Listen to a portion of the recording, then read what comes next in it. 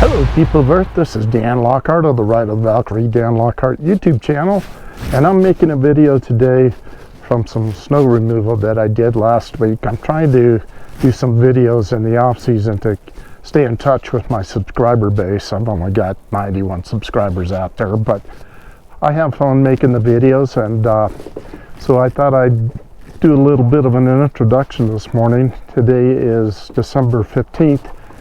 And it was minus 15 Fahrenheit when we went to the coffee shop this morning. And that is minus 26 Celsius. So it's pretty chilly, but it's warming up very nicely today. And as you can see, it's very sunny out here and beautiful. I was going to try to make my way up to the ski mountain later this afternoon if I have the time. But that's the nice thing about having a season pass is you can go on the nights, you can pick your days. You can really pick your days. There's a couple of days this week I wouldn't have want to been up on the mountain. But anyway, it's been a lot of fun so far. I've been up about 4 times. And I'm still so out of shape. You have to kind of gradually build up your ski endurance. And I'm not quite there yet, but I'm working on it. So I thought with this video I'd put some other fun stuff into it. Hopefully you'll like it and it'll entertain you a little bit. And if you do like it, I hope you give me a thumbs up and subscribe to my channel down below. And thank you very much. We'll see you in the next one.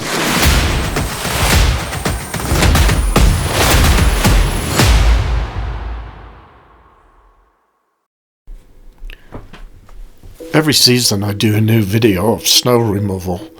You have to consider a lot of different things when you start to move the snow. For example, is the snow wet? What kind of snow is it? Is it snow that came off the roof? Or is it just snow that you're moving off a sidewalk or a driveway?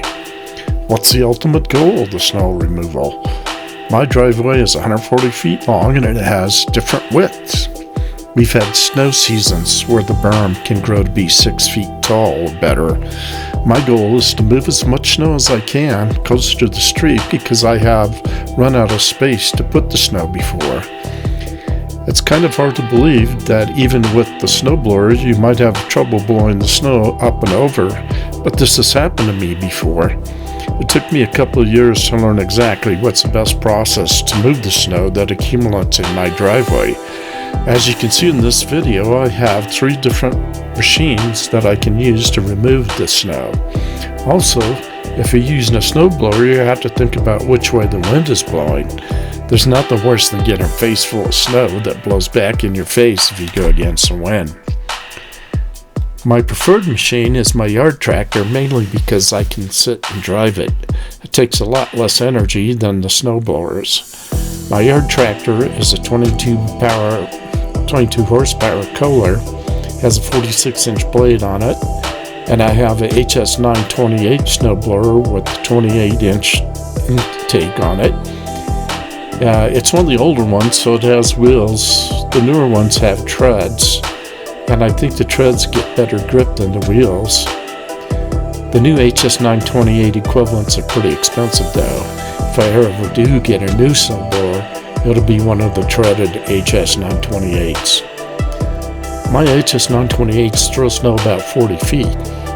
When I take the snow out the roof on the east side of the house, it gathers in one spot, and even with one simple cleaning of the roof, the snow can get up to the edge of the windowsill. It's pretty early in December, and I've had to remove the roof snow about 4 times now already. Karen and I learned a lesson the hard way early on. One time I took the snow off the roof and I was blowing it across the driveway, and for a good part of that snow it didn't make it all the way across the driveway, and she had to go somewhere, so she was pulling out of the garage, trying to get out of the driveway. Turns out she got stuck. As it turns out, the roof snow I just moved turned to concrete. We ended up having to call a tow truck. We tried to dig her out, but we were just getting nowhere. It took the tow truck all of 5 minutes to get her pulled out of that spot that she was stuck in the roof snow. So now I make sure that the driveway is always clear before anyone tries to move down the driveway. if I've been moving the roof snow. We don't want anybody to get stuck again. In my case, sometimes I move the snow off the top of the roof with the roof rake.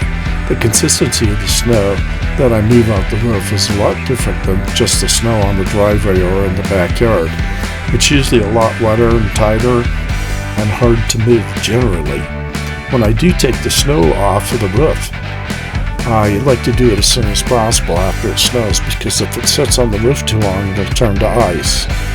It's a workout because your arms are generally above and over the top of your head. You're lifting and pulling. I have an aluminum 20-foot roof rake that's at the end of the roof rake. It's also aluminum. It generates a lot of weight, amazingly, even though it's aluminum. It can be difficult and hard to maneuver. I also have an extendable roof rake that extends up to 15 feet. This one is much easier to use at lower heights. I think it extends from 5 feet to 50 feet, and it has a plastic blade. In this video, you'll see that I used my yard tractor on my Honda, but I also have a Toro Snowmaster. The Snowmaster is great when you have to get in small spaces, like sometimes by the house. When it's lighter snow, I can move that snow out to the driveway and then blow it across the driveway. The Snowmaster is great for the backyard too.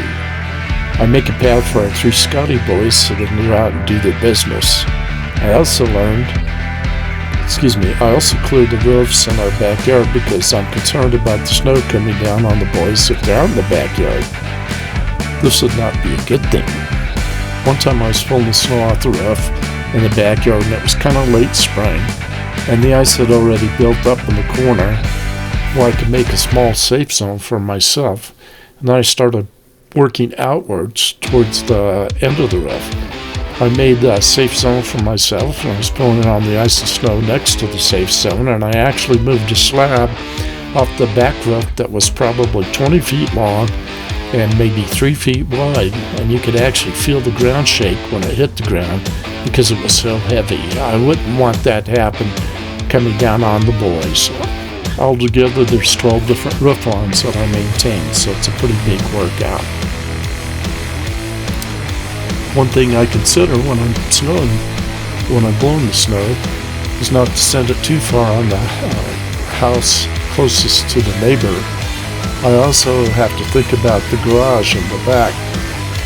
One year, I didn't blow the snow next to the garage, and the snow got high enough where it was above the windowsills, about a foot. It took me a couple of days to dig out the windows, and I decided I would never do that again. I have to remind myself to take mechanical advantage wherever possible, otherwise it just wears me out.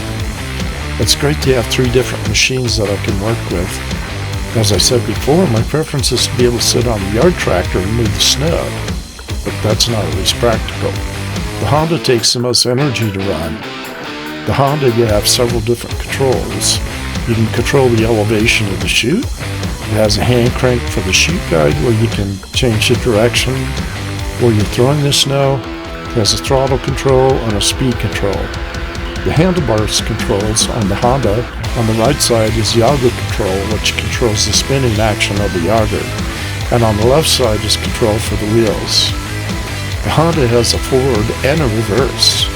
You really have to be careful when you're out there with the forward and reverse, because I've pinned myself up against the house before when I had it in reverse and I had the speed set too high. I found it's probably better to go pretty slow when you're using the Honda. I know this is pretty boring stuff, but there's something satisfying about shooting snow 40 feet up in the air. Snowblower dudes call it sending it back where it came from.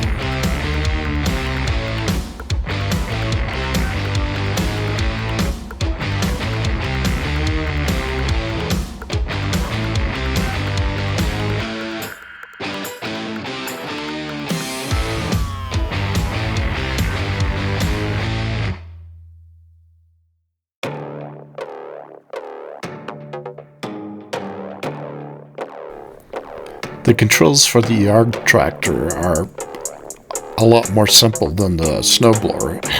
It's got a foot control for forward and reverse.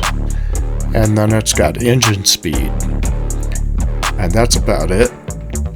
The thing that you have to work with your left hand is the plow blade itself, and this plow blade is probably not the best one that Cub offers, Cub Cadet, because this one is you can only set it manually in one direction.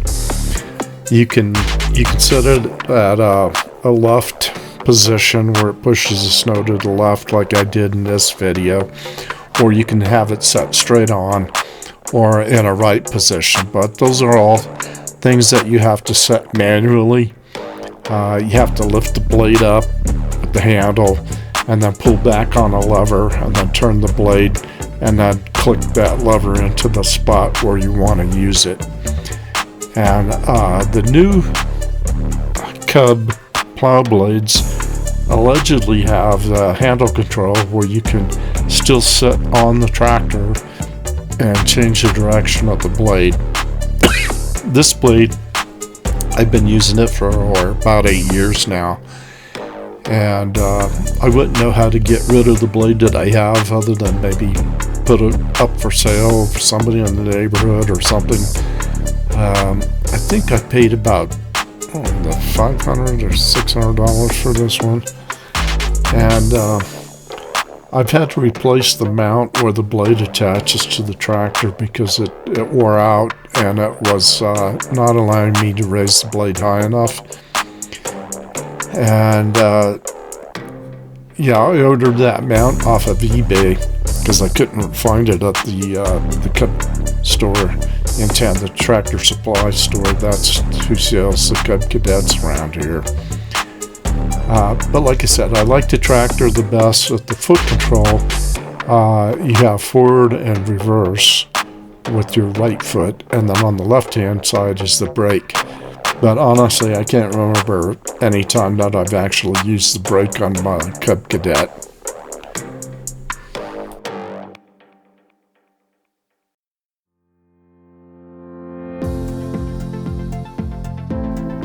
I think the depth of the snow in this video when I started was probably around 5 inches or so. But we've had storms where, you know, over a period of 24 hours, we've had 2-3 feet. In that case, when that happens, the only thing that's coming out of the garage is the Honda. It's the only thing that could really move the snow that is when it's that deep. And you can see on the front of the Honda here, there's a square bar up in the front. That thing's called a drift cutter. And the purpose of that, the drift cutter, is to, when the berm starts getting built up a little bit, it will cause the snow to fall down into the intake chute and get picked up by the impeller. And you know, that's a little later in the season kind of thing, after the berms have been built up to a foot or two. That's it's pretty effective the way that it works. I'm glad I put those on. I was thinking about getting a cab for the Honda also. They have cabs that you can attach to the frame, and it has it's kind of like a little plastic tent that goes over the top of the whole mechanism, but it'll keep you dry. And like I said, if you get that snow blown back in your face enough times, it's pretty chilly. I gotta say, I've been frosted more than once out there. But they do make a lot of different accessories for these machines. But so far I've managed to get by without the cab, and I think the cab is probably, I think I saw it for maybe $250 or $300 also. But yeah, how many times would it really be effective? Yeah, if I pay attention to which way the wind's blowing, usually I don't have a problem. But there are times that it'd be nice. Some of the snowblowers that the manufacturers make actually have heated grips. Now that would be a feature that I wouldn't mind. It does get a little chilly. And if you had heated grips, that'd be a great thing. That's probably the only thing that gets cold on me is my hands. And a good pair of gloves like I have in this video makes all the difference in the world. But heated grips would be really nice.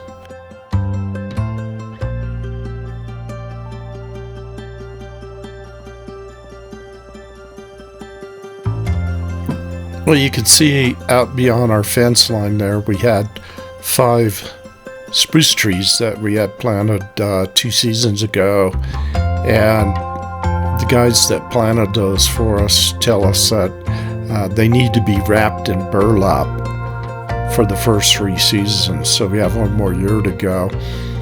They say that the reason that they have to be wrapped in burlap is because they can get sunburned. So there's things that we never knew about that. We have a drip line that feeds those trees and when the weather is warm. And so we've seen some pretty significant growth in the first couple of years. So I'll be happy when those trees get grown up all the way. You can also see in the backyard here, there's some planter boxes back there that Karen uses for her garden. And that also has a drip line system that comes up to it in the warm weather. So we've done a lot of different things with the house, additions and improvements and things like that in the 8 years that we've been here. We really love living in Crescent Butte. It's a great place to live.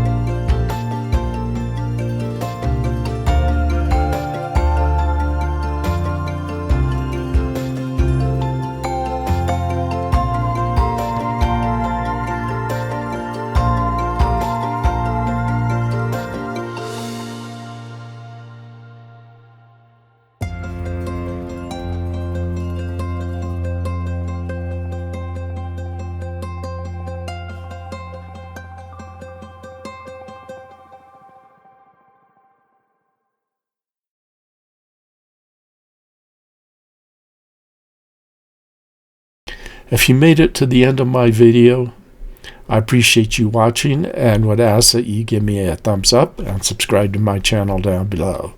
Thank you very much.